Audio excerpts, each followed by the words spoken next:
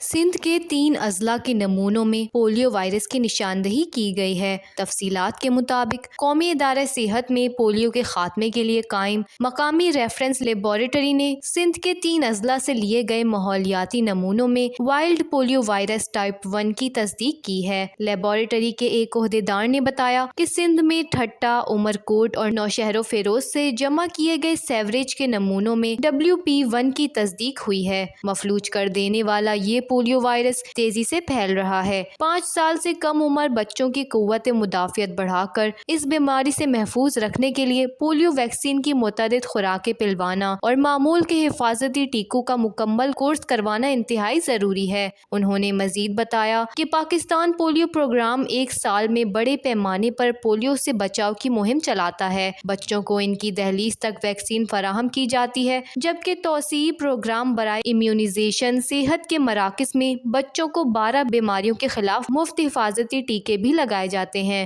ملک بھر میں رواں سال کی پہلی پولیو ویکسینیشن مہم 3 سے 9 فروری تک چلائی جائے گی۔ اس حوالے سے عہدیدار نے والدین سے درخواست کرتے ہوئے کہا کہ والدین کے لیے ضروری ہے کہ وہ اپنے 5 سال سے کم عمر کے تمام بچوں کو پولیو سے محفوظ رکھنے کے لیے ان کی ویکسینیشن ضرور کروائیں۔